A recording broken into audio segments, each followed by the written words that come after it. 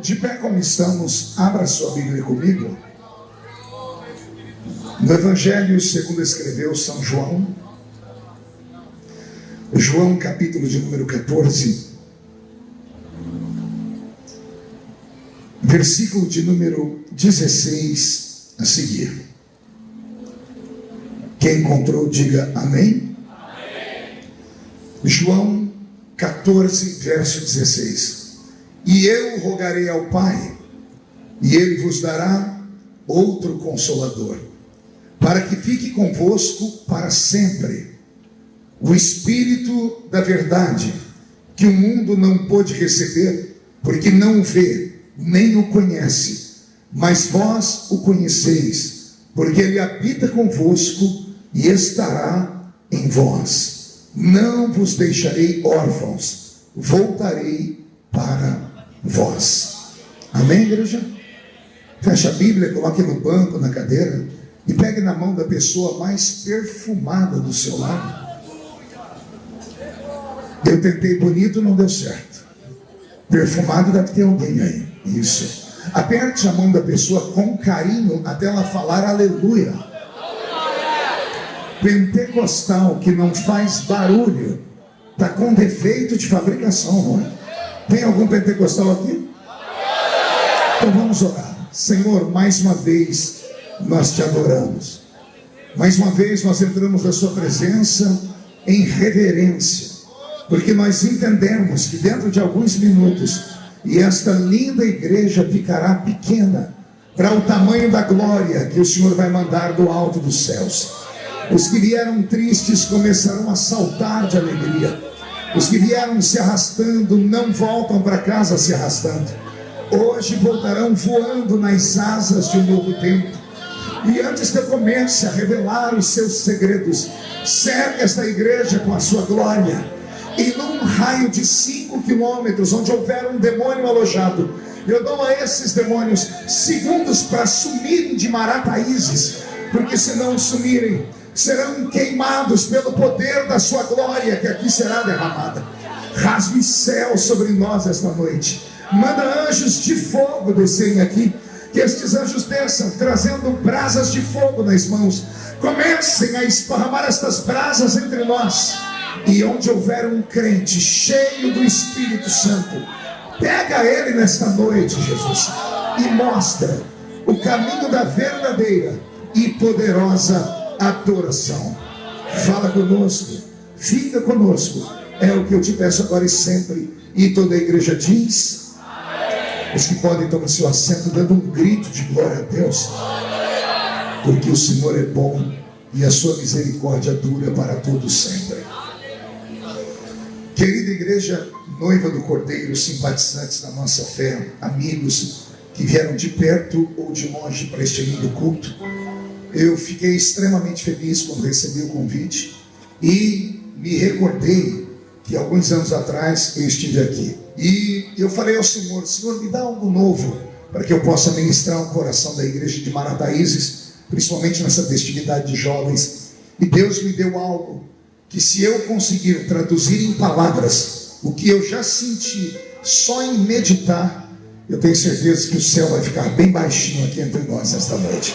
Só que eu sou um pregador das antigas, eu sou um veterano, a minha barba branca me entrega.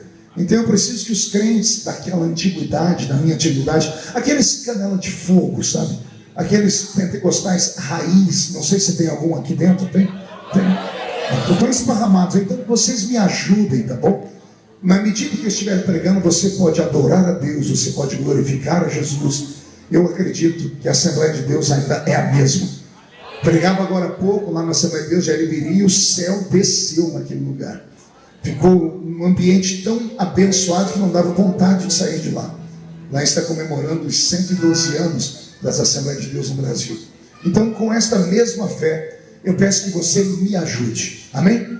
Se você puder evitar caminhar na igreja a partir de agora, eu vou te agradecer muito.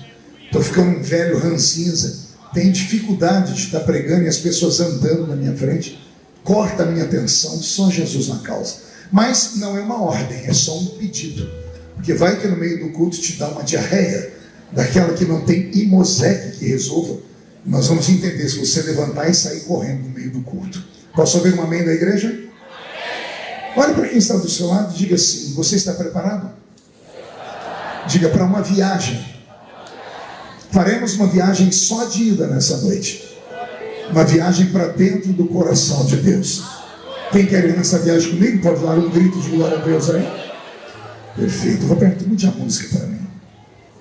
Eu li um texto tão conhecido, João 14, uma promessa tão antiga e já cumprida pelo nosso Salvador, que enquanto eu lia, eu quase fiquei saudosista, porque eu me lembrei que o primeiro versículo que eu decorei da Bíblia Sagrada, quando era jovenzinho, jovem convertido, foi no capítulo 14 do Evangelho segundo escreveu São João. Aliás, o capítulo 14 do Evangelho de São João, todo assembleiano tinha que ter ele de cor na cabeça. A nossa turma, a velha guarda, os raízes, conseguem até hoje recitar quase que de cor João 14. Eu me lembro que a primeira vez que eu ouvi João 14 foi de um presbítero da nossa igreja, o presbítero irmão Olaide Gomes. Está vivo ainda, tem quase 90 anos. Aquele velho estava num culto ar livre, com o microfone na mão, e ele leu João 14, mas com uma maestria, com uma dicção tão bonita, que eu achei que ele estava recitando um poema. E eu marquei na minha velha Bíblia João 14. Na semana seguinte a esse episódio, fui para o meu primeiro evangelismo pessoal, e o meu líder de mocidade sempre dizia: olha, vou dar para vocês uns folhetos, e antes de entregar folhetos, leia, para que você saiba, caso alguém lhe pergunte o que está escrito, e você não passe vergonha. Então eu recebi a ordem, e ordem dada para mim, a ordem cumprida. Peguei o texto, o folhetim da Sociedade Bíblica do Brasil, e em cima tinha um desenho de uma floresta, e o texto era João 14. E eu fiquei tão feliz, porque eu li a primeira vez, li a segunda vez com os olhos abertos, da terceira vez em diante eu fui lendo e fechando os olhos, da quarta em diante eu tinha memorizado o texto. E aí eu fiquei feliz, fui falar com o meu companheiro de evangelismo, que era o Márcio Sestari. Falei: Márcio, aconteceu um milagre comigo. Ele disse: que milagre, Feliciano? Eu disse: decorei João 14. Ele abriu aquele sorriso banguela, porque ele só tinha 2 dentes na boca, o Márcio. Era o zagueiro e o atacante. E ele olhou para mim e disse assim: isso aí não é milagre não, porque nós, a Assembleia de Deus, sabemos João 14 de cor. Você só é mais um assembleiano. E eu fiquei feliz também. Alguém se lembra de João 14? Não se turbe o vosso coração. Credes em Deus?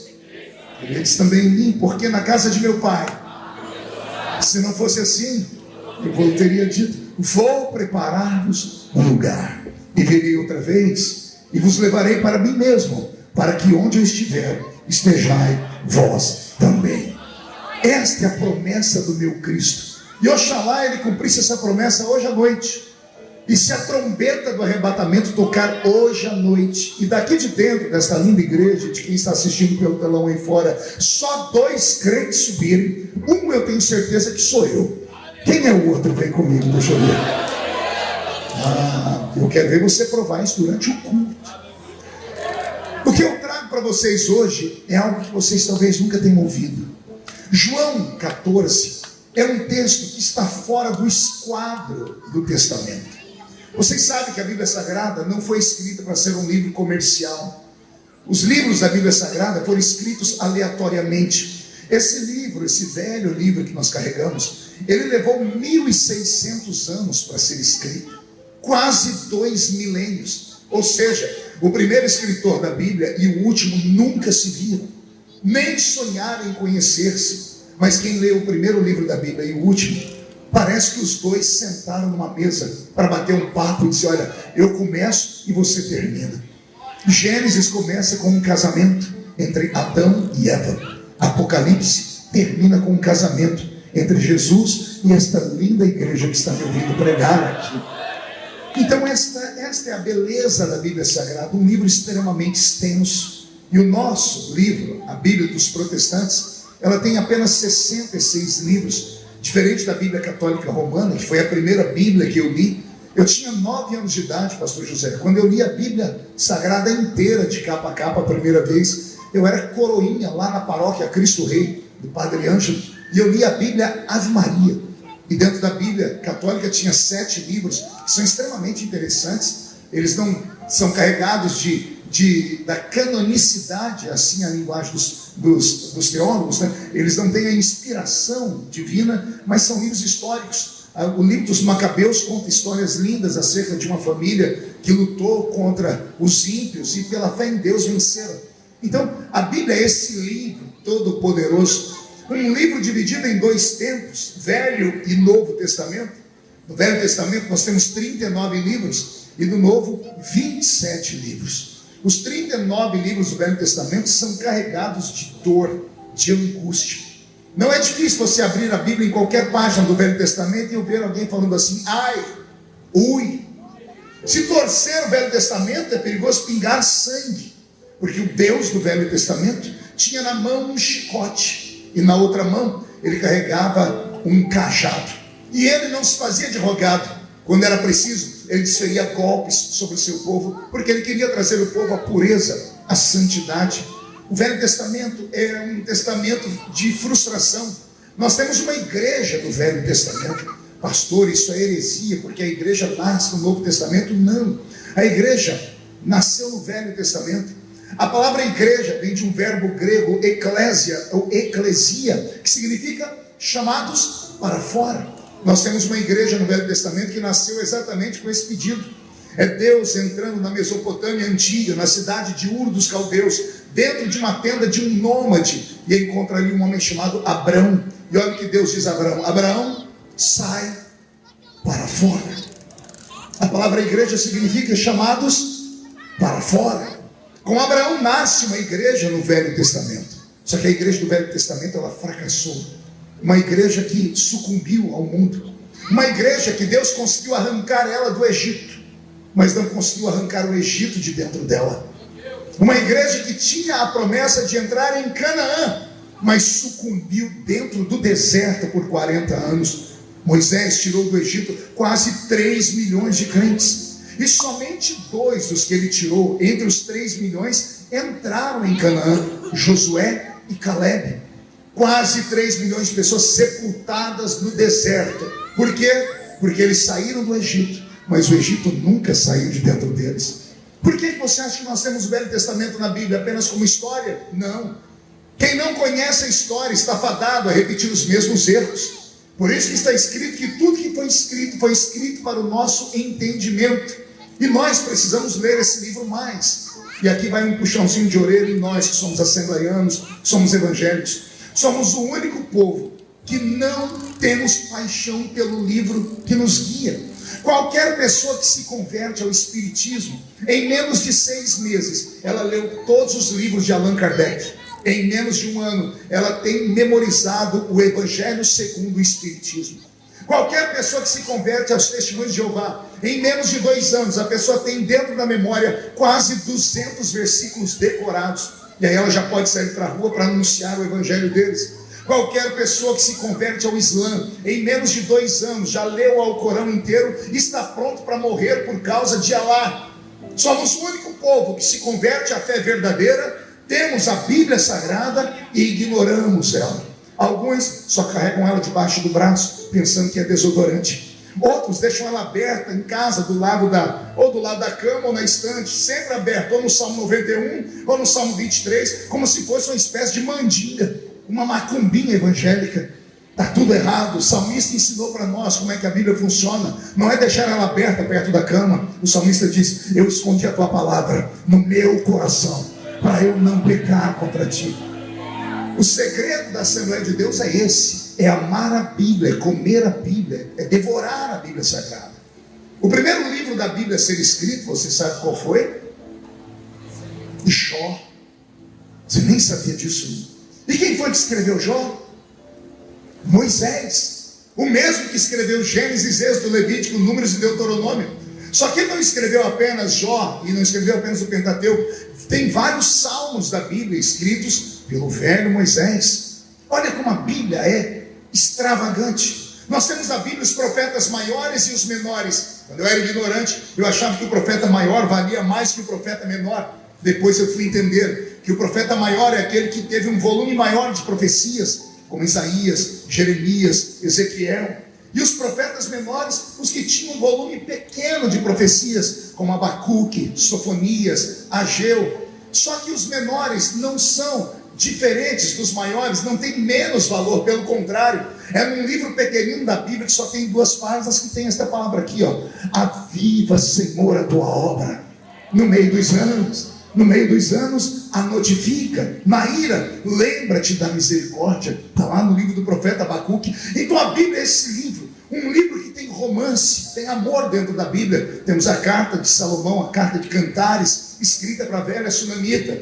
Nós temos livros históricos, nós temos livros que são pesadíssimos, como por exemplo o livro de Provérbios. Provérbios são conselhos. O homem moderno diz que se conselho fosse bom, ninguém dava, vendia. Tem alguns conselhos fora de Provérbios que dá arrepio quando a gente lê. Tem um que diz assim: melhor é o homem ir a um velório do que ir a uma festa. Tenta convencer o seu filho disso. Chega na sua filha e diz assim: ó, tem uma coisa boa para você fazer hoje. O que, mãe? Ó, vai num velório. Tem velório da dona falando de tal, você vai ver como é bom. Que coisa, sua filha fala: a senhora é louca, a senhora é mórbida, a senhora gosta de coisa ruim. Mas está escrito que melhor é o homem ir a um velório do que ir a uma festa. Só vai entender isso quem é velho, porque o velho sabe a dor que é ficar em casa esperando o filho depois de uma noite de sábado e o filho não vem.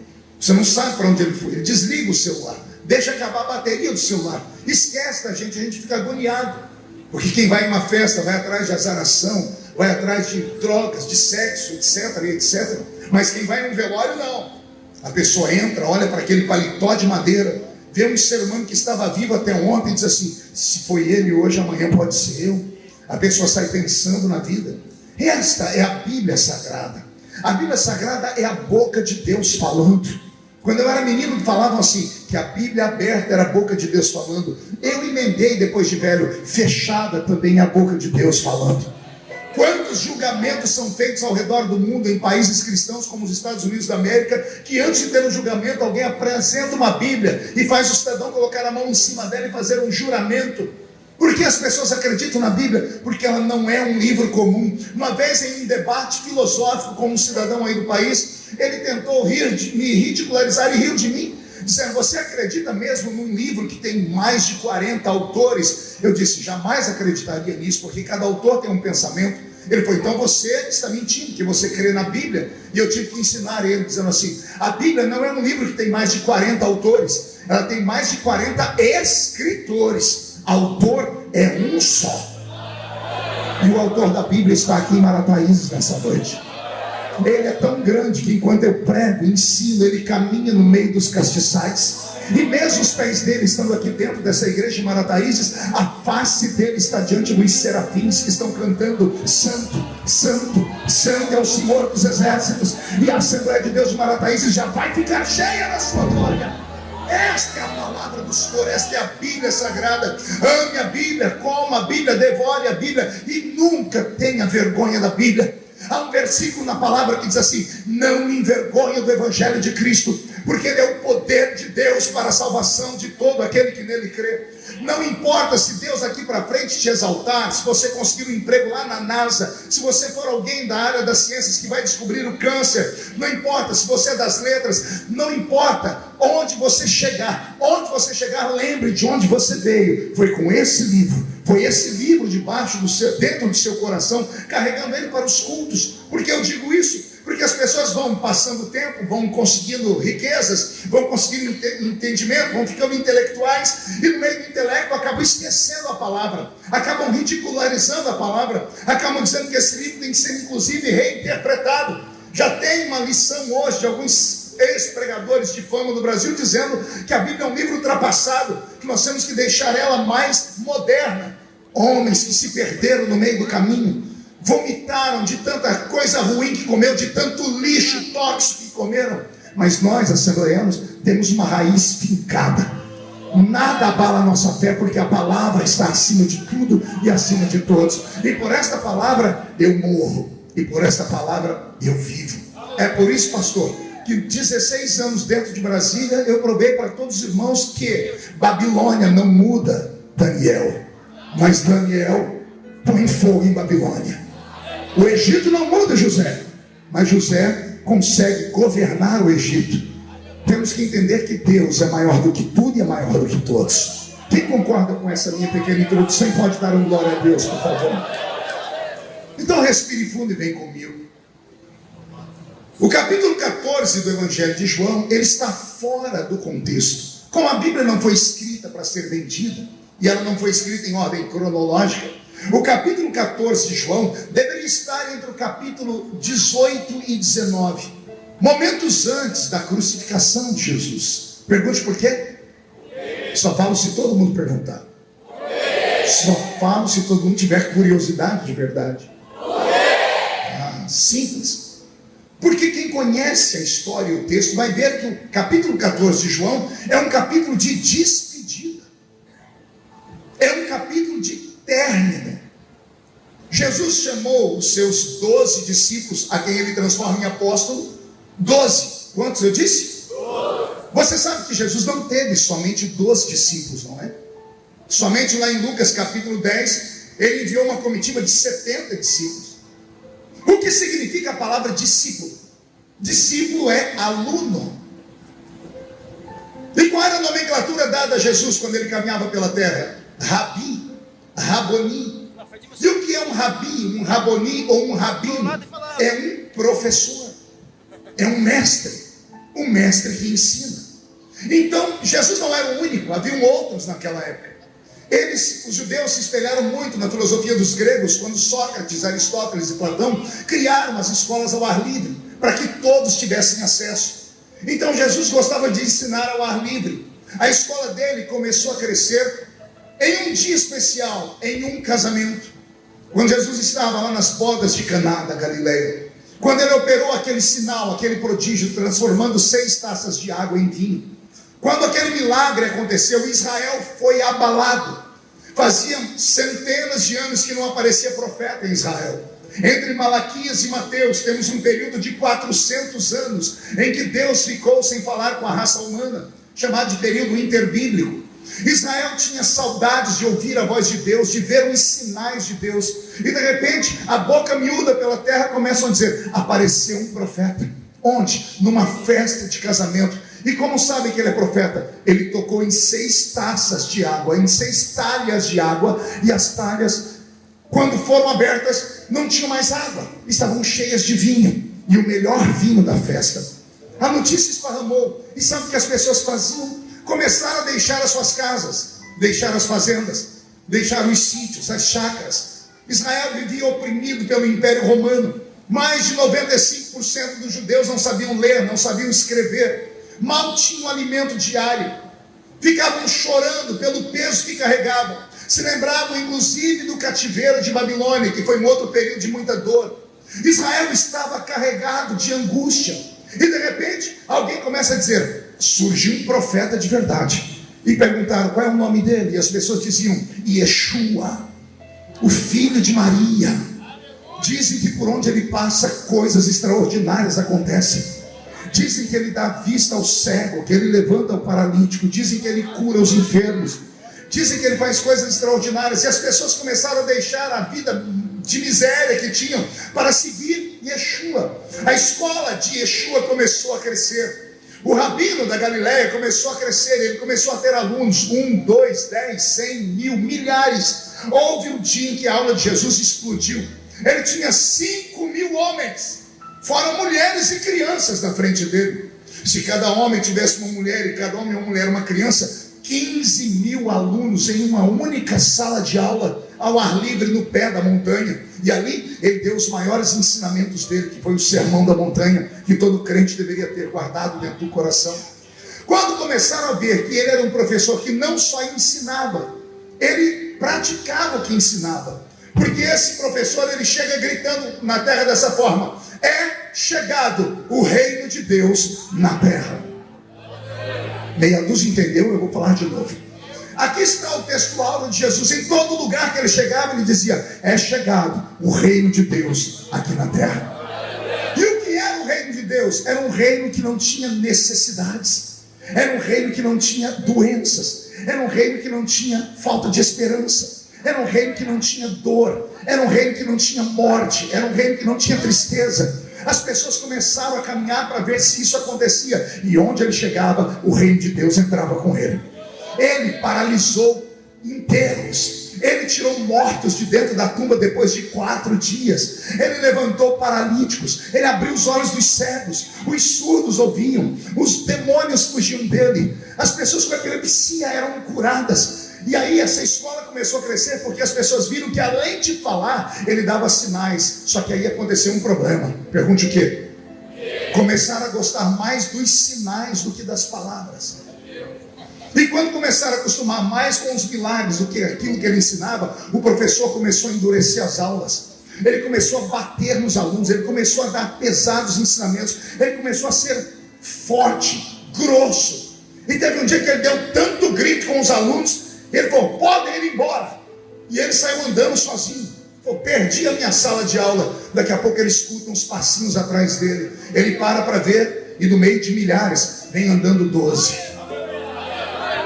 Ele olhou para os 12 e disse: vocês também não vão embora não? Aí um deles disse assim: e para onde iremos nós? Se só tu tens palavra de vida eterna, para onde iremos nós? E isso, Silas, tocou o coração de Jesus. E ele entendeu que o avivamento que ele provocaria no mundo não era com quantidade, mas era com qualidade. E olha que ensinamento, aqui dá uma hora de pregação. A gente corre pelo Brasil e pelo mundo e o povo diz que só tem avivamento quando tem multidão. Isso é uma perfeita mentira. Eu estive ano passado, no ano retrasado, no maior ajuntamento de crentes da história do Brasil, lá na Marcha para Jesus. 3 milhões de crentes marchando. Eu fiquei orgulhoso. À noite eu liguei o Jornal Nacional só para ver o William Bonner ter que confessar que os crentes têm força. E quando o William Bonner estava dizendo: crentes marcham para Jesus em São Paulo, 3 milhões de evangélicos, quando eu fui dar glória a Deus, eu senti uma tristeza. O Espírito Santo me visitou e me deixou triste. Eu falei: por que eu fiquei triste, Senhor? E ele disse: seria muito bonito se o William Bonner continuasse a história. Eu falei: de que forma? Se ele dissesse: 3 milhões de crentes marcharam em São Paulo, vírgula, e um paralítico andou. 3 milhões de crentes oraram e um surdo ouviu. 3 milhões de crentes oraram e um pecador se converteu. Se ajuda 3 milhões de pessoas para nada, só para cantar e pular igual canguru. Não há um sinal, não há uma manifestação. Então isso não é avivamento. Quantidade não é avivamento. Avivamento é qualidade. Por exemplo, a igreja está cheia, não está? Mas eu estou percebendo desde a hora que eu cheguei aqui, olhando, né? Porque o pregador é assim, ele tem que perceber o ambiente. Se eu depender aqui da quantidade para termos algum movimento, eu estou perdido. Porque a grande maioria não conseguiu abrir a boca até agora nem para respirar. Um monte de gente me olhando com uma cara feia, parecendo que foram batizados num pote de vinagre. É uma festividade, mas não consegue fazer barulho de alegria. Estão me olhando de alguns minutos com esse olho seco, parecendo olho de sapo que morreu no dia de enchente. É uma festa de jovens, era para ter muito barulho, mas estão com essa boca travada, essa boca de aço, essa língua de ferro, esse queixo de concreto. Achou que eu não ia falar? Ei, assembleiano, quantidade não é avivamento, mas qualidade sim. Eu não preciso dessa multidão aqui para ver o céu descer. Me dê meia dúzia aqui dentro, meia dúzia de canelas de fogo, meia dúzia de homens e mulheres de oração e de jejum. E aí você vai ver o céu descer, ou esta igreja subir até o céu. Alguém concorda comigo e pode dar um glória a Deus?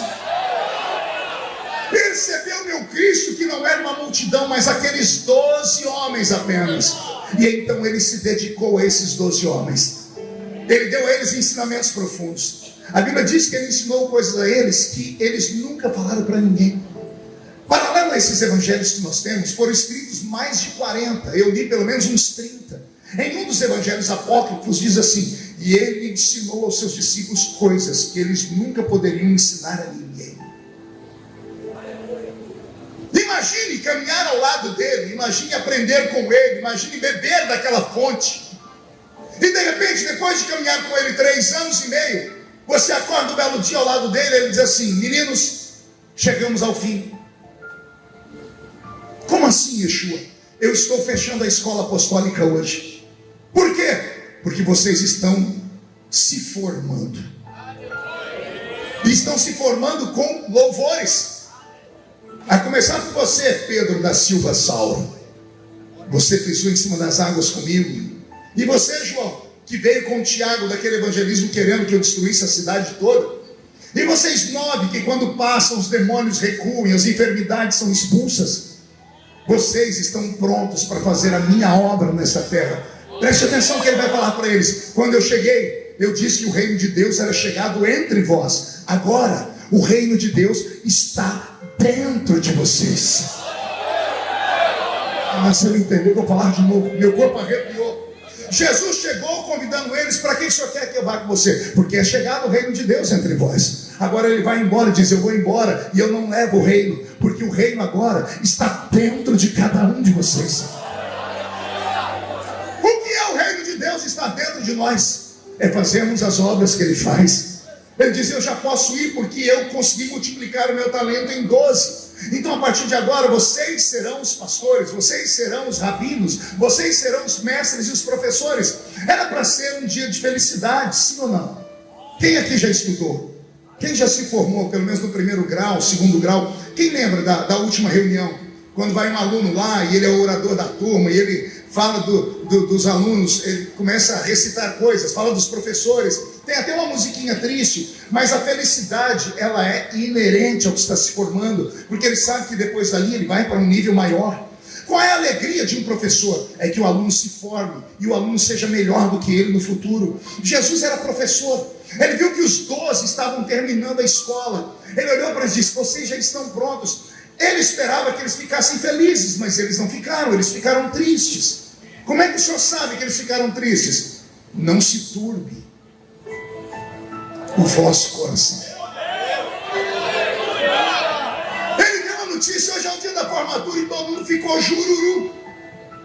E Jesus começou a tentar entender porque eles estavam tristes, porque qualquer aluno ficaria feliz de sair de uma sala de aula onde o professor só pega no pé dele. Mas esses 12 alunos ficaram tristes. E aí Jesus tenta começar a entender por que eles estão tristes. E eu também tive que tentar entender por que eles ficaram tristes. E eu cheguei à seguinte conclusão: eles se afeiçoaram ao professor. Jesus foi muito mais do que um professor para eles. Jesus era um porto seguro para eles. Respira fundo e medita. Imagine você e Jesus caminhando junto 3 anos e meio.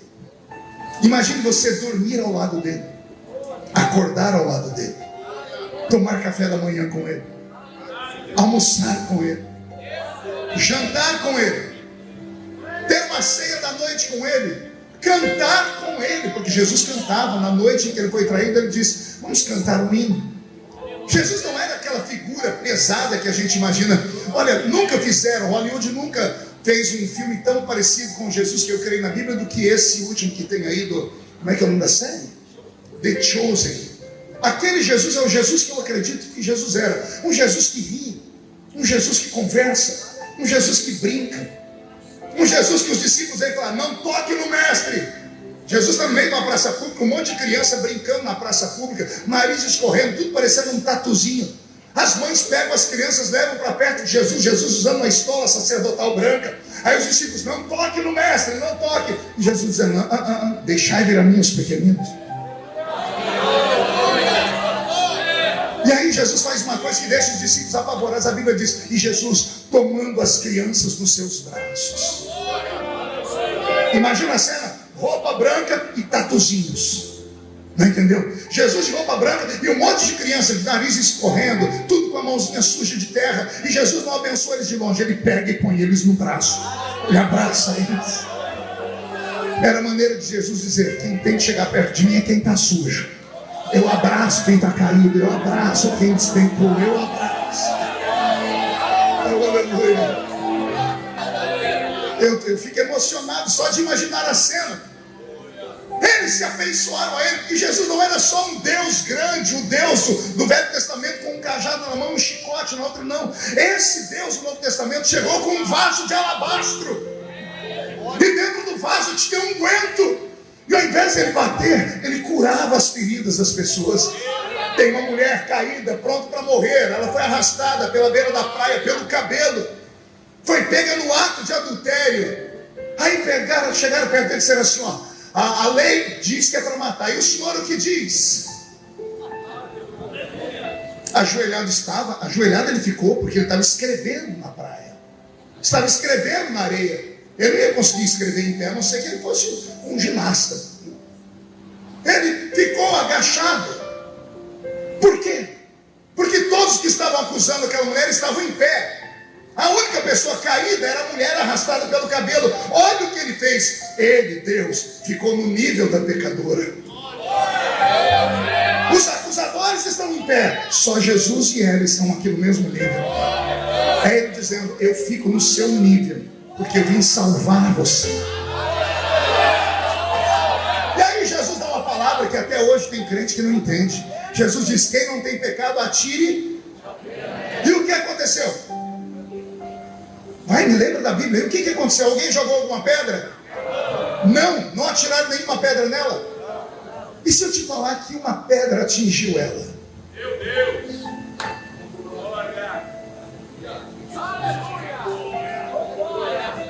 Porque ele diz, quem não tem pecado, atire a primeira. Tinha alguém ali sem pecado? Tinha um, Jesus. Quem não tem pecado, atire a primeira pedra.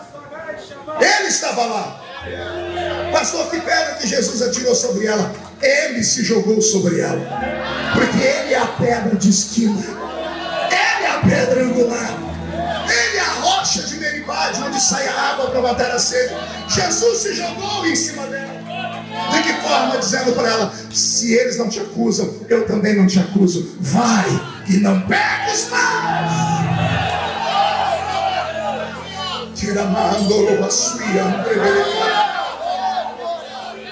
Eles se acostumaram com isso, com essa misericórdia, com esse perdão à disposição, com os milagres. E agora ele está dizendo, eu vou embora. Eles não viam ele mais como um Deus. Eles viam ele como um amigo. Eles se acostumaram a ter ele por perto. Eles não queriam ficar sem a presença dele. Aqui está o segredo da mensagem da noite. Triste é o crente que não percebe mais a presença dele.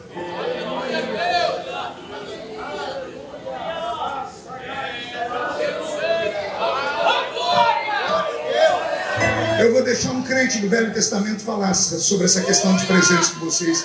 Ele deu um grito assim: tira de mim o reino, tira de mim a fama, tira de mim toda a riqueza, mas não retires de mim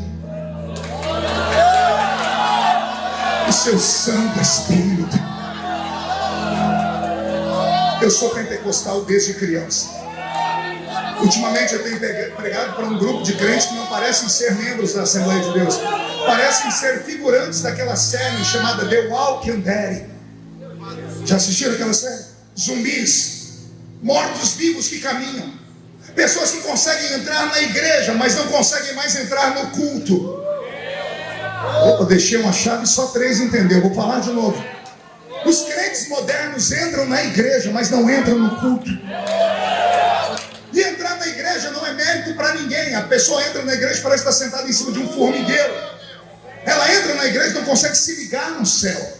Entrar na igreja não é mérito para ninguém, porque fizeram até uma piada no Brasil. Dizem assim: por que o cachorro entrou na igreja? Porque a porta estava aberta. Os crentes hoje tentam oprimir os pastores, dizendo: pega leve comigo, pastor, porque pelo menos eu estou vindo na igreja. Pelo menos não, infeliz. Se for para entrar só na igreja, a porta da rua é serventia da casa. Não adianta você entrar na igreja e se tornar esse peso para a igreja. Você está aí com a perna cruzada, mascando essa desgraça desse chiclete. Eu vi daqui de cima pessoas que estão sentadas, agora a igreja libera para sentar homem e mulher junto. Se só sentar-se, mas ficam trocando carinhos dentro da igreja. Eu vi agora há pouco um rapaz dando um beijo no rosto da moça. Pode até beijar, mas tem lugar para isso. Aqui não é lugar para isso. Aqui é um santuário do Deus vivo. É aqui que Jesus cura, batiza com o Espírito Santo, liberta as vidas. Mas como é que Jesus vai curar, batizar com o Espírito Espírito Santo libertar vidas. Se você não consegue entrar no culto, não dá para entrar no culto com essa cara pesada, não dá para entrar no culto com esse corpo pesado. Você só pode entrar no culto se você se despir de toda a sua humanidade. Só pode entrar no culto quem tem necessidades, porque quem pede recebe, quem bate a porta abre, quem procura encontra. Se tem alguém que precisa, por favor, reage nessa noite comigo.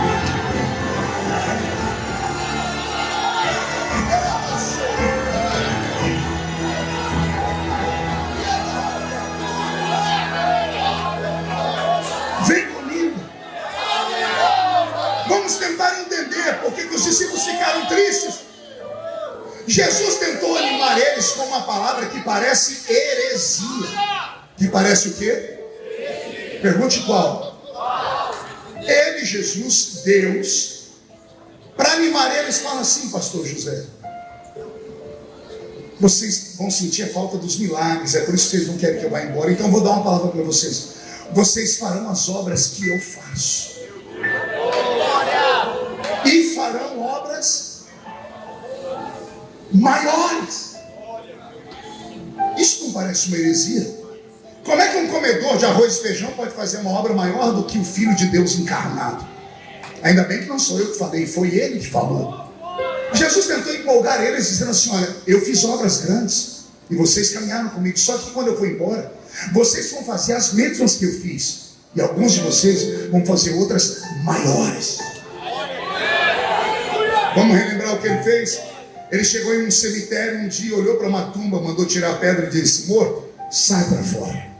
4 dias morto, já estava podre, cheio de bicho, cheirando mal. Eu não sei o que foi feito dos bichos, nem da carne podre. Eu sei que o morto lá de dentro veio saltando. Aí ele ressuscitou o morto de 4 dias. E olha o que ele disse: eu fiz essas obras, mas vocês farão obras maiores do que essa. A mente da gente não consegue acompanhar esse raciocínio, não é? Jesus levantou paralíticos, ele vem e diz assim: eu levantei paralíticos, mas vocês farão obras maiores do que essa. Eu curei cegos, mas vocês farão obras maiores do que essa. Eu expulsei demônios, e vocês farão obras maiores do que essa. Eu não estou pregando para uma plateia que veio apenas para assistir um show. Eu estou falando com os discípulos do século 21. Todos os que estão aqui são discípulos de Jesus. Quem é discípulo de Jesus? Então o mestre me mandou falar com você hoje, porque hoje eu sou uma espécie de rabino, porque eu já estive onde você está e eu já estou ensinando. Eu só estou repetindo o que o nosso professor disse: cada um de vocês é uma bomba atômica de Deus andando pela terra. Se os crentes entendessem quem eles são, eles não sairiam da igreja com o ombro caído, com a carinha triste porque o irmão pisou no dedo do pé dele. Se os crentes soubessem do que eles são capazes, não trocariam Jesus por causa de um quimba de cigarro fumado. Se os crentes soubessem a autoridade que está na mão deles, no pé deles, na boca deles, eles dominariam o planeta Terra. Você não é normal. Anote que eu vou dizer: este culto, quando terminar debaixo de uma apoteose do Espírito, vai dar a você uma unção tão grande, mas tão grande, que quando você colocar os pés na rua dessa casa essa noite, vai haver um terremoto naquela terra. Não na terra física, mas no mundo espiritual. Zé Pilintra, Zé Pilantra, Chucaveira, Tranca-Rua, Preto Velho vão se mudar das ruas de Marataízes depois desta noite. Terrenos de macumba vão fechar. Anote o que eu estou dizendo: bocas de fumo vão fechar. Lugares de prostituição vão falir. Por quê? Porque os alunos vão sair daqui hoje debaixo de uma autoridade, farão as obras que fez o mestre e farão obras maiores do que essa.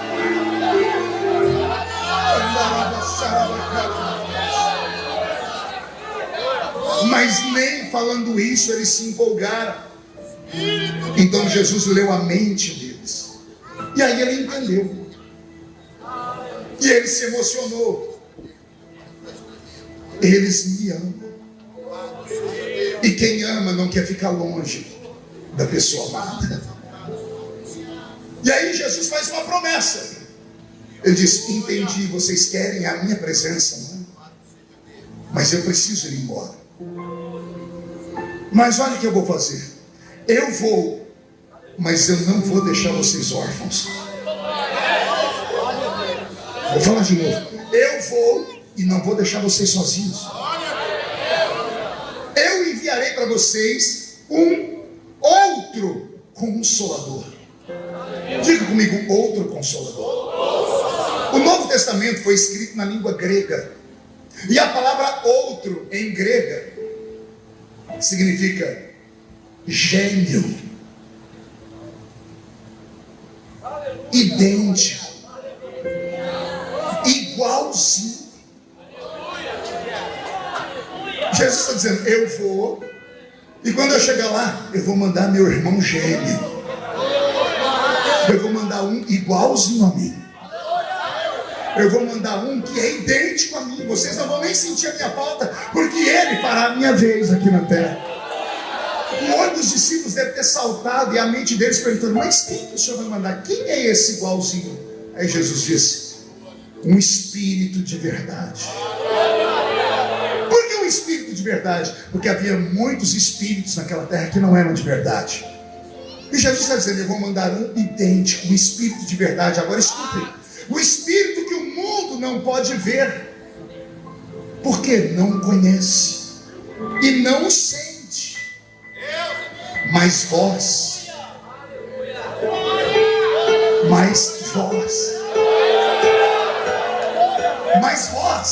o conheceis.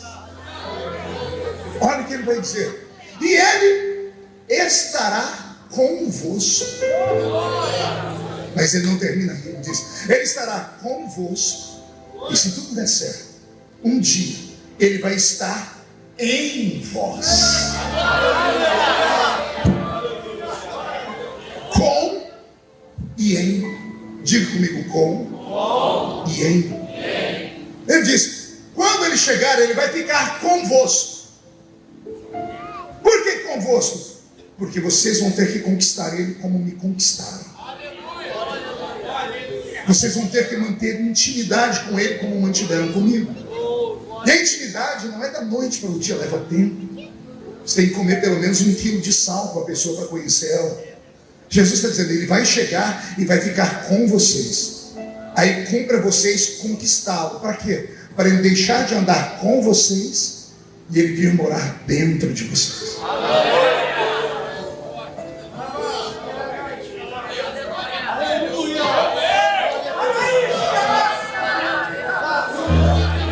Mude a música.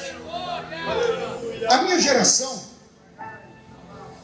ela sente falta e saudade dos cultos de antigamente. E não é porque somos saudosistas, é porque nós somos criados de uma outra forma.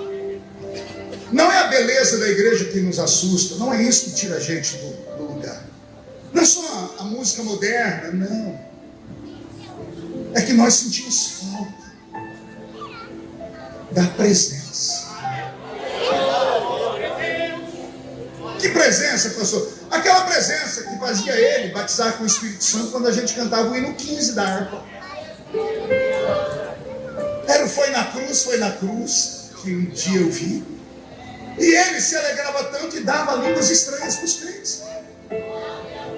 Nossas igrejas tinham um sininho, igual esse aqui, parecido com esse. Esse sininho não era para colocar ordem no culto, era para falar para os irmãos, quieta, quieta, quieta. Porque era muito barulho. Por que era muito barulho? A presença. Quem já pisou no Santo dos Santos, em outro lugar não consegue viver. Essa pessoa que está do seu lado, quieta, que não abre a boca, ressabiada, caneta, papel na mão, duas coisas. Ou ela já foi uma adoradora extravagante, no meio do caminho perdeu, ou ela nunca conheceu a presença. Por quê, pastor? Porque é impossível você fazer amizade com o Espírito Santo e conquistá-lo, entrar dentro de você e morar dentro de você, e você continuar sendo a mesma criatura. Você acha mesmo que eu grito porque quero? Você acha que eu pulo porque eu quero? Eu sou um homem equilibrado, eu me comunico em 3 idiomas, pessoal. Eu já fui cortador de cana-de-açúcar, sim, ponhei laranja, algodão e café, mas eu prosperei, progredi. Eu me preparei intelectualmente, eu li quase 5.000 livros. Eu falo com estadistas. Eu fui conselheiro de presidente da República. Mas qual é a diferença que está dentro de mim? Por que as pessoas ainda me convidam? Eu já sou um veterano, são 30 anos pregando. quase 100 países do mundo, pastor. Mais de 4.000 cidades do Brasil. E as pessoas falam, poxa, a gente olha para você, mudou por fora. Eu falei, todo produto com o passar do tempo, ou você muda a embalagem, ou ninguém quer comprar ele mais. Quem aqui usa Bombril em casa? Levante a mão aí para ver. Quem usa Bombril há mais de 10 anos? 20 anos? 30? 40? O Bombril mudou alguma vez? Por que a senhora compra? Porque é a melhor esponja de aço que tem. Mas a embalagem do Bombril já mudou algumas vezes? Por quê? Porque precisa mudar a embalagem. A embalagem aqui mudou, mas o conteúdo não. Eu ainda subo o monte para orar toda semana. Eu falo em línguas estranhas todos os dias. Eu ainda jejuo. Eu ainda leio esse livro mesmo depois de ter lido ele mais de 30 vezes, de capa a capa, escrito mais de 20 livros sobre ele. Por quê? Porque a presença dele é tudo que me importa. Pode tirar o meu mandato, pode tirar a fama, mas não tire de mim a presença dele, porque Jesus é um porto seguro para mim. Pastor, e como é que ele é seu porto seguro? Como é que o senhor fala com ele? Através do Espírito Santo. Porque fisicamente falando, se é que podemos usar essa palavra fisicamente para ele, ele está neste exato momento assentado à direita de Deus Pai. Mas a Bíblia diz que quando estão 2 ou 3 reunidos, ele está ali no meio deles. Como é que ele está aqui? Ele está aqui representado pelo irmão gêmeo dele, que é o Espírito Santo. Esse arrepio que subiu pela sua coluna agora não é a minha voz, não é a música do Roberto, é a presença dele. Essa vontade de chorar é a presença dele. Essa vontade de levantar as mãos. Porque alguns crentes choram, ficam em pé e adoram? Eles ainda têm sensibilidade. Envelheceram por fora, mas o espírito não envelheceu. Eles são aquele tal de velho crente, mas não é um crente velho. Tem uma diferença imensa do crente velho para o velho crente. O crente velho é aquele que envelheceu até na fé. Por isso que ele não adora mais, não chora mais. Reúne lá no fim do culto com meia dúzia de pessoas que têm a língua maior do que a minha gravata, só para murmurar da reunião, da palavra, do louvor. Nada presta para eles, porque envelheceram na fé. Mas eu amo sentar perto de um velho crente. Sentei perto de um agora há pouco aqui. Ele estava falando em línguas aqui do meu lado. Fala em línguas há mais de sabe Deus quantas décadas. E por quê? Porque a presença ainda está aqui. Não vem falar que a igreja é isso, aquilo não é a igreja. O problema está em você. Você já chorou mais, você já foi mais sensível. Você se perdeu no meio da caminhada. Você entristeceu o Espírito Santo. Beto, mude a música. Vai doer um pouquinho. Os nossos cultos só não são mais alegres, com mais milagres, com manifestações, porque nós entristecemos o único capaz de produzir isso entre nós.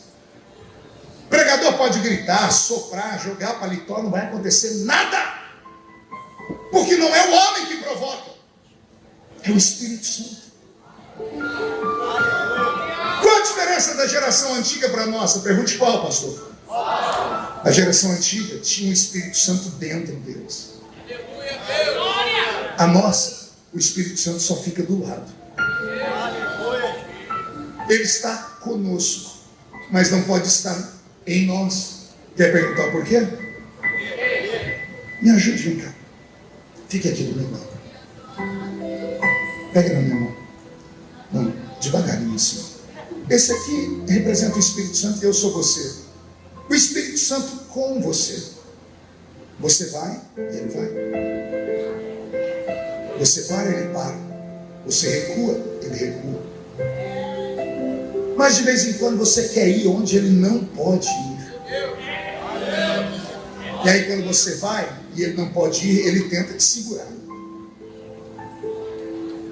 Ele fica dizendo, não vai, não toca, não olha. Mas ele não é um tirano. E como ele não pode mandar em você, ele te solta. E você vai sozinho.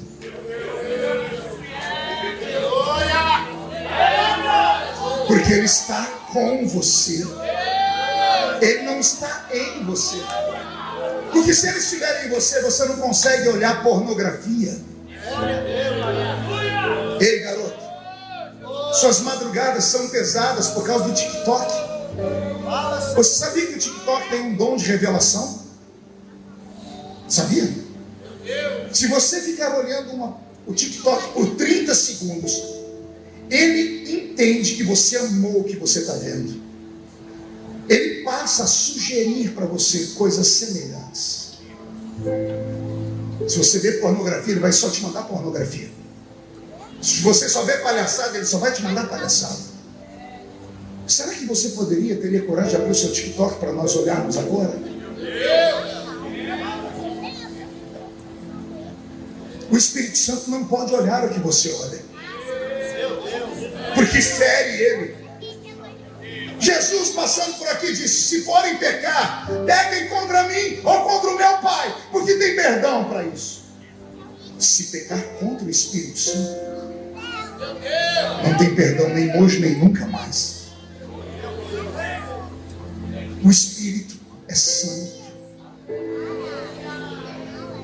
Os nossos pais se santificaram. Então o Espírito Santo não andava com eles, andava dentro deles. Pergunte de que jeito? Assim. Sua mão na minha cintura, sem apertar. Ele é todo grosso. Põe a mão aqui em cima. Fecha os seus dedos. Fica com o braço tranquilo, tranquilo. Pé direito, pé esquerdo. Vamos caminhar. Segura minha cintura.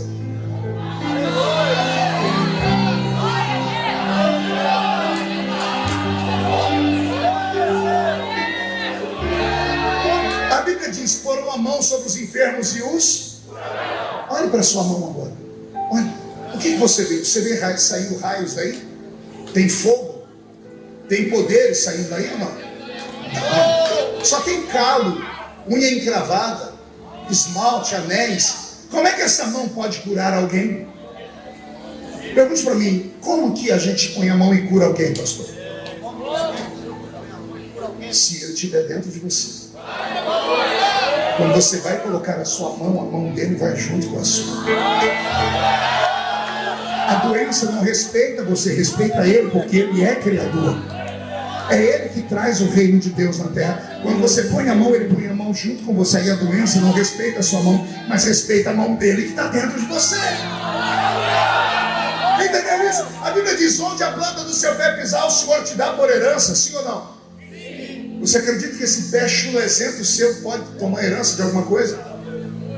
Só tem unha encravada, joanete, frieira.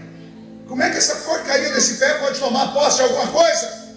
Não é o seu pé que os demônios respeitam. Equilibra agora, hein? Levanta o seu pé direito.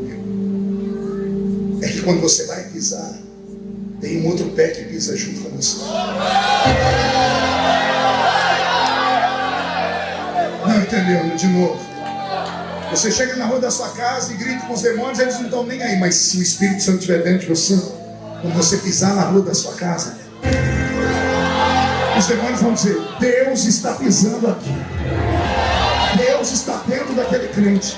Não dá para brincar com ele mais. Os nossos pais expulsaram o demônio de que jeito? Eles apontavam o dedo. Aponte o dedo comigo. Quando você apontava o dedo, sai em nome de Jesus. Não é o seu dedo que eles respeitam, é o dedo dele que está dentro de você. Quando você fala sai em nome de Jesus, não é a sua voz que eles respeitam, é a voz dele que está dentro de você. Obrigado. Obrigado. Estou com o meu corpo todo arrepiado. Está na hora do Espírito Santo tomar de volta o controle da sua vida. Está na hora dele voltar a tomar conta do seu ministério, pastor. A sua congregação não pode ficar daquele jeito. Deus não pode ter te chamado para você simplesmente terminar daquele jeito. Não, tem mais coisas para acontecer. Deus quer te dar aquele bairro inteiro. Deus quer te dar coisas que Ele nunca deu a ninguém. Ele não me traria aqui nessa festa só para você matar a saudade de ver um velho pregador. Não, eu tenho orado há anos: Senhor, me leve só em lugares que precisem de um avivamento. E avivamento é pegar quem está morto e ressuscitar ele. É pegar quem está em coma e trazer ele de volta à vida. Pastor, mas está doendo o que o senhor está falando. É sinal que você ainda está vivo. Só vivo sentem dor. E a minha Bíblia diz que Deus bate, açoita só quem Ele ama. Se está doendo, é sinal de que Deus está dizendo: eu ainda te amo. Eu ainda tenho pacto com você. Eu ainda vou te usar de novo. O Senhor me trouxe aqui porque Ele quer virar a sua vida do avesso depois dessa noite. Alguém acredita nisso? Então agora não dá um grito, não. Dá um berro de glória a Deus para acordar a cidade.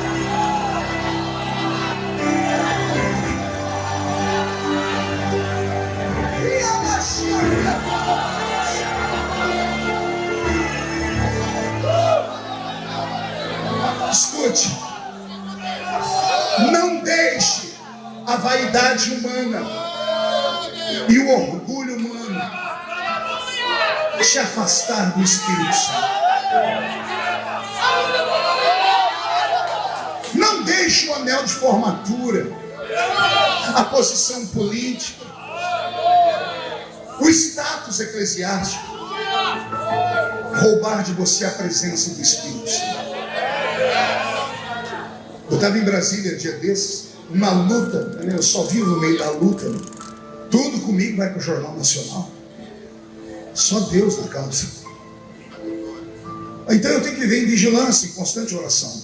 Eu estava passando um dos corredores ali, e aí alguém me viu e falou: pastor, o senhor pode vir aqui? Eu entrei numa comissão, tinha lá 4 desembargadores e um grupo de deputados evangélicos, e um deles me reconheceu, por isso que me chamaram.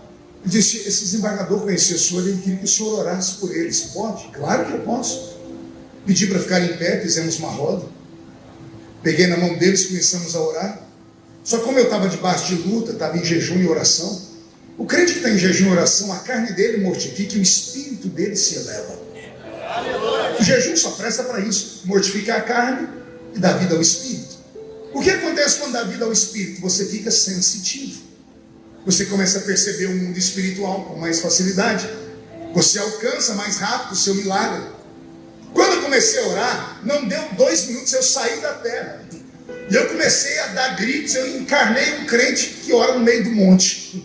E eu bati o pé no chão, orei em línguas. Quando eu abri o olho, tinha uns 4 assim. Eu falei: Jesus, não deixa cair aqui não. E aí um deputado evangélico veio e me deu um toque aqui, mas ele fez com força, fez igual o anjo fez com Pedro, tocou na ilharga de Pedro, a ilharga aqui, ó. Mas eu tomei um susto, que ele me desligou do céu na hora. Eu olhei para ele e falei: o que foi? Ele fez assim para mim: menos. Menos o quê? Menos. Eu entendi que ele ficou constrangido de me ver adorar daquele jeito, que eu fiz uma adoração extravagante. Compreendi, fiquei quieto. Terminamos. Quando eu fui sair, ele e mais outros 2, você pode vir aqui no cantinho, deixa eu te dar um conselho. E claro, nós estamos aqui há mais tempo que você, assim, chegou há pouco tempo. Um deles falou assim: estou com isso entalado na garganta há tempos. Feliciano, até quando você vai ser esse crente menino? Eu falei: não estou entendendo. Pedimos para você fazer uma oração por desembargadores, autoridades, e você ficou gritando e pulando. Eu falei: foi aí que aqui não é lugar para isso. Eu falei: aqui também não é lugar para orar. Mandaram orar. Ah, mas você não podia orar um pouquinho mais equilibrado? Eu falei assim: você não pediu oração? Você não tem uma regra e uma forma para orar. Ele falou: mas olha onde você está. Aí eu fiquei furioso. Eu falei: como é que você acha que eu cheguei até aqui? Não entendeu? Vou falar de novo. Ele estava bravo porque eu fiquei orando e falando em línguas. Eu falei para ele: como é que você acha que eu cheguei aqui no parlamento? Porque eu sou bonitinho? Não, eu tenho espelho em casa. Porque eu sou equilibrado? Não. Eu só cheguei aqui porque eu sempre fui um crente de adoração. E os crentes que me mandaram para cá para ser o mesmo. Eu não posso deixar esse poder humano roubar a minha parte espiritual. Porque eu sei quem é o meu verdadeiro inimigo. O demônio que eu enfrento, ele não tem medo de habilidades, ele não tem medo de eu ser uma pessoa que escreve livros. O diabo não me respeita porque eu tenho título de deputado federal. O diabo me respeita porque ele sabe que eu ainda sou um canela de fogo. Ele me respeita porque sabe que quando eu começo a orar, Deus desce na terra para guerrear. Porque eu acredito nisso, eu fui treinado assim. Eu posso ter crescido intelectualmente, posso ter crescido socialmente, posso ter crescido até financeiramente, mas eu não posso esquecer as minhas raízes, porque o Senhor me pegou lá no meio do mato, onde eu não era ninguém. Ele usou aqueles profetas que só tinham 2 dentinhos na boca para falar: vou te levar, filho, vou te exaltar, e quando eu te exaltar, leve o meu nome para as pessoas. Eu não me envergonho do Evangelho de Cristo, não vou me envergonhar do Evangelho de Cristo nunca. Para mim, igreja não é entretenimento. Eu não venho aqui para ver uma bela música, para ver um grande pregador. Eu venho à igreja para reabastecer a minha bateria. Eu venho aqui para receber uma descarga de autoridade, porque o mundo rouba a nossa fé. Quando eu ando em Brasília, aquilo é um peso, aquilo é um inferno, é cheio de demônios. A gente chega durante o dia, no meio do dia, dá dor de cabeça, a vontade da gente é se trancar num quarto. A depressão caminha ao lado ali do desespero, da solidão. Aquilo é um antro. Eu só me mantenho firme, porque eu ainda tenho minhas mães de oração. Eu ainda tenho aquelas velhinhas de coque que eu ligo para casa delas e diz: irmã Maria, ora por mim que eu estou pesado aqui. Aí fala: vamos orar, meu filho. E as pessoas não sabem falar nada com coisa nenhuma. Daqui a pouco, eu estou vendo um homem entrando na sua sala. Esse homem é assim, assim, assim. Quando ele entrar, faz isso, isso, isso. Aí eu fico me perguntando: Deus, a mulher não sabe ler nem escrever, ela está vendo o futuro. E o Senhor diz: ela tem intimidade comigo. O Espírito não anda do lado dela, anda dentro dela. Assembleiano, nós não somos normais. Aliás, eu não aguento pregar mais para crente normal. Crente normal é muito chato. Crente normal tem uma explicação para tudo. Crente normal reclama de tudo. Reclama do barulho, reclama se eu pulo, reclama se eu não pulo, reclama de tudo. Cansei de pregar para gente normal. Eu só prego para gente doida agora. Tem algum doido aqui? Não está parecendo, você está muito equilibradinho aí. Tem algum assembleiano aqui, raiz? Alguém que ora em línguas estranhas? Então, por favor, dá uma rachada de língua estranha. Avivamento não é uma questão louca de uma mente que sofre de catalepsia. Avivamento é uma questão de sobrevivência. Quando alguém pergunta: como é que o senhor aguenta a luta? Eu digo: para mim é simples. Meus pés estão fincados em uma rocha. Eu cresci numa igrejinha cheia do Espírito Santo. Eu ouvi a voz do meu Deus. Eu sou da geração que tinha sonhos proféticos. Eu sou da geração de vigílias. Não era culto na madrugada. Vigília.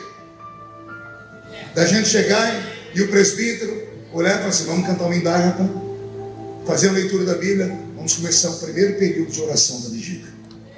Dava lá meia-noite, 1h da manhã. Terminava 1h da manhã, o presbítero falava amém, cantava o hino da harpa, lia outro texto. Alguém viu alguma coisa? Alguém teve uma visão? Não, vamos orar porque Jesus vai dar. Segundo período de oração, das 1 até as 2. 2h da manhã levantava, o presbítero cantava um corinho. Alguém viu alguma coisa? Não, vamos orar porque Jesus vai mostrar.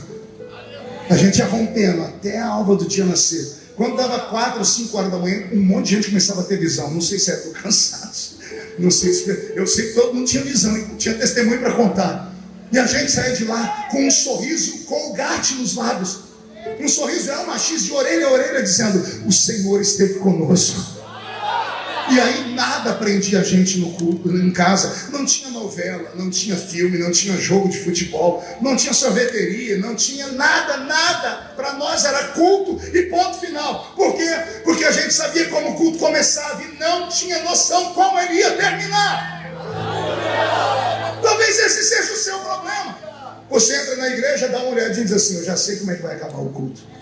Eu já sei quem vai pregar, já sei quem vai cantar. Pior, eu sei que a pessoa vai pregar e eu sei o que é que a pessoa vai cantar. Nós não podemos deixar isso acontecer. Tem que ser uma novidade todo culto.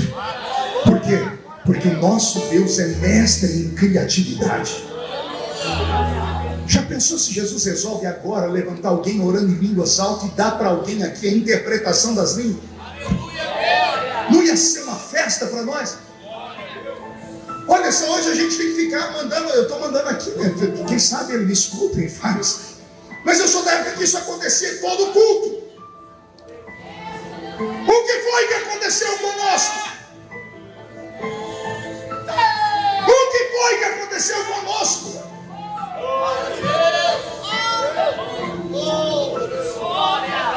O Espírito Santo ficou triste com a gente.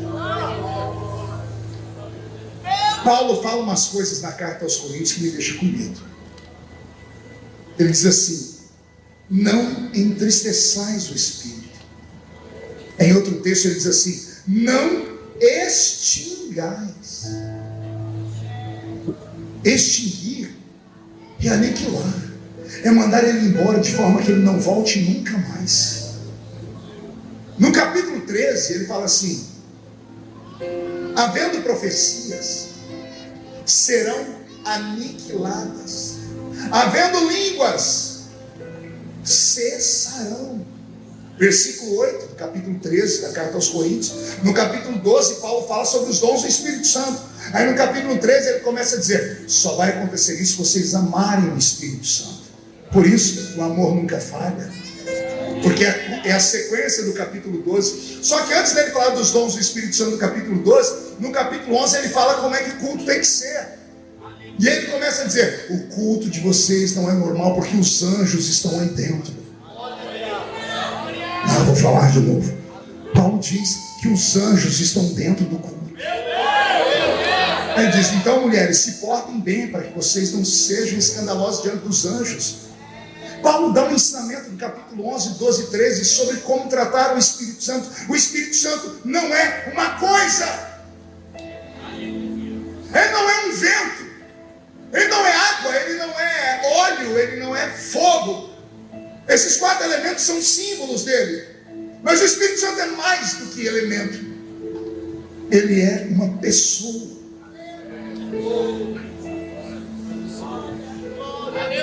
Uma vez minha mãe foi num culto me ver pregar. Ela não era crente. E quando cheguei em casa ela disse assim: meu filho, me explica por que você ficou daquele jeito no culto. Eu disse: que jeito, mãe?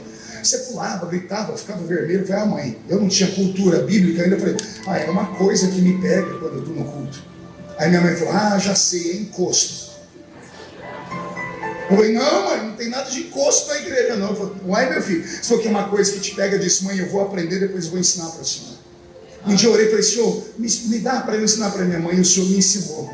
Aleluia. Cheguei e falei: mãe, não é uma coisa, não é algo. Ela disse: é o quê? É alguém. Ele falou: como assim? Eu falei: mãe, não tem uma coisa dentro de mim, não tem algo, tem alguém dentro de mim. Ela falou: quem é esse alguém, meu filho? Eu falei: é o Espírito Santo. E ela disse: o que ele faz quando ele entra aí dentro? Mãe, ele limpa a casa. Ele me faz me converter, ele me convence do pecado, da justiça e do juízo, e ele me dá os dons espirituais. 34 anos depois, minha mãe se converteu, batizei ela nas águas. Está lá em Orlândia agora. 34 anos esperando. O Senhor Deus não rompe com as suas promessas. Ele quer trazer um avivamento sobre Marataízes. Aqui não é a terra do abacaxi? Pois então, quem sabe descascar abacaxi é o povo de Marataízes. Abacaxi para nós, o resto do Brasil, é sinal de problema. Tem um abacaxi para descascar aí. Então, se essa igreja sabe descascar abacaxi, essa igreja vai dar ao povo do estado do Espírito Santo um gostinho do que é o céu. Eu estou recebendo uma palavra, não sei se eu libero ou não. O Senhor está me dizendo que se houver a aceitação desta proposta nessa noite, se esta juventude que está aqui se dedicar e se entregar e pedir ao Espírito Santo para ele deixar de caminhar como e vier morar dentro, caminhar em vocês, vai haver um avivamento tão grande aqui, que o estado do Espírito Santo vai enviar caravanas aqui. Vai ter dias de parar ônibus aí só para saber o que está acontecendo nessa igreja. Por que as pessoas entram doentes e saem curadas? Por que as pessoas entram aí com vontade de morrer e saem com vontade de viver? E aí você vai poder dizer: é que o Espírito Santo encontrou morada aqui nesse lugar. Perca tudo na vida, só não perca a presença do Espírito Santo. Sem Ele não dá para viver. E assim como eu sinto essa tristeza, Ele tem tristeza também. Quando você entrou aqui dentro da igreja, Ele estava lá na porta. Em qual delas, pastor? Em todas, porque Ele é onipresente. Quando você entrou, Ele deve ter dito assim: quem sabe é hoje que ela vai voltar para mim, que ele vai voltar para mim, que eles vão voltar a me amar como antes, vão voltar a dançar comigo, a bailar comigo no culto, vão perder a vergonha e o receio do que as pessoas vão dizer, porque quem fala de você não paga as suas contas.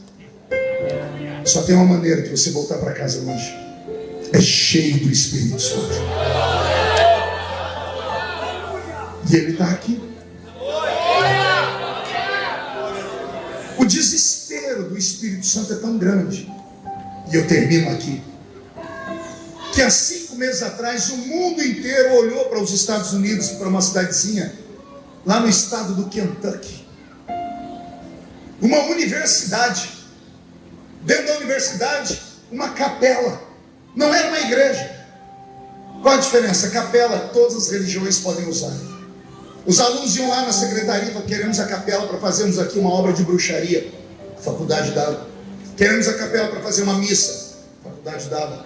Queremos uma capela para colocarmos ali as nossas crenças budistas. A capela dava. É uma universidade. Você sabe o que é uma universidade americana? Se as universidades aqui do Brasil são perversas, os alunos são tudo virados, imagina uma universidade americana, onde tudo é liberto.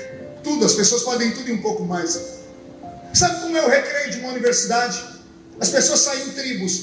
A tribo que vai fumar maconha, a tribo que vai cheirar cocaína, a tribo que vai fumar o crack, a tribo que vai para os cantos escondidos da faculdade fazerem sexo, a tribo que vai para jogatina, a tribo que vai para azaração, a tribo que vai rir das piadas de TikTok. Tribos.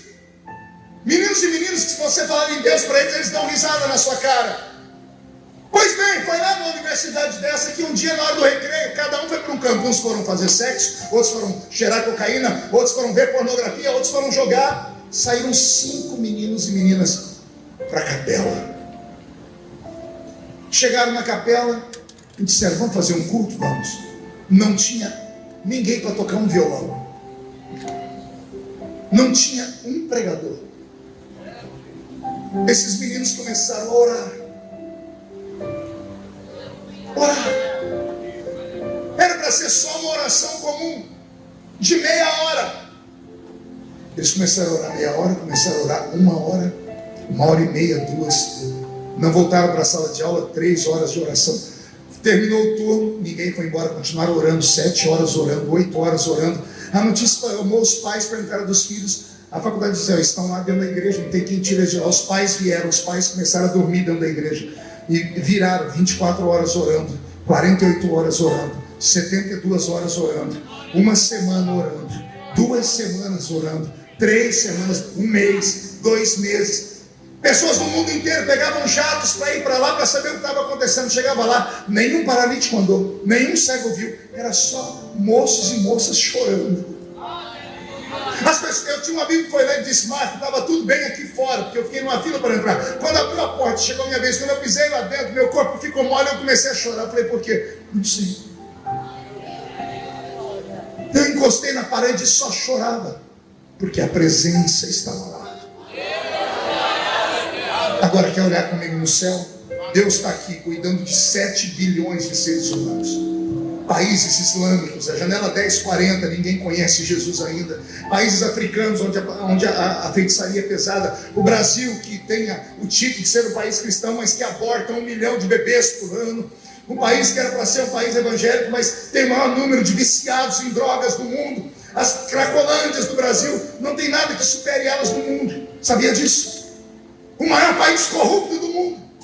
Tudo que não presta está aqui. E Deus tendo que administrar tudo isso. E uma igreja letárgica. E os crentes divididos. E os crentes questionando sobre salvação. Uma bagunça. E Deus tentando administrar. Ele olha para os Estados Unidos. O fedor que sobe daquela nação é terrível. Só pecado grosseiro. Mas no meio daquela caatinga, Deus sentiu algo perfumado. Eu imagino, vocês sentiram também, anjos? O Senhor está vendo um fedor lá daquele país liberto. Sim, mas eu senti um fiozinho de bom cheiro. E Deus começou a procurar de onde vem. Os olhos dele parou dentro de uma universidade.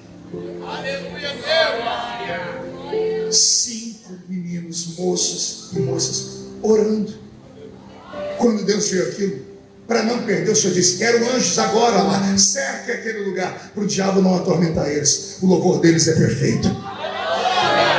Os anjos cercaram aquele lugar e eles começaram a orar um dia, 2 dias, foram meses de oração. Milhares de pessoas voltaram para Jesus. Os dias que se seguiram, os jovens não conseguiam mais se prostituir na universidade, não conseguiam mais se jogar. Os jovens da universidade foram todos orar. Não tinha um pregador lá, não tinha um grande escritor, um doutrinador, alguém que escreve revista de escola dominical, não tinha. Tinha meia dúzia de adoradores.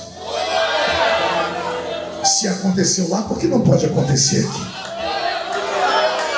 E por que não acontece, pastor? Porque você morre de vergonha. A senhora diz, não, eu não, que se for para Jesus me batizar com o Espírito Santo, tem que ser do meu jeitinho. Eu não quero rolar pro chão, não quero cair. Não, se for para eu sentir Deus, eu não quero. A minha maquiagem não pode desbotar. Se for, você fica colocando condições. Não coloque condições. Se a presença está aí, se agarre a ela. Vou falar de novo, se está sentindo Ele. Então feche os olhos, ignore quem está à sua esquerda, à sua direita. Se entregue. De que forma, pastor? Pede até Ele te dar. Fala com Ele. Tem esse profeta maluco falando há 2 horas aí, é verdade? Se é verdade, eu quero receber. Faz o teste. E Ele vai te batizar com o Espírito Santo. E Ele vai te dar dons. E quando esse culto terminar e você voltar para casa, a sua vida nunca mais será a mesma. Por quê? Porque nós não estamos órfãos. Só quem acredita que o Espírito Santo está aqui, fique de pé comigo num grito de glória a Deus. Feche seus olhos.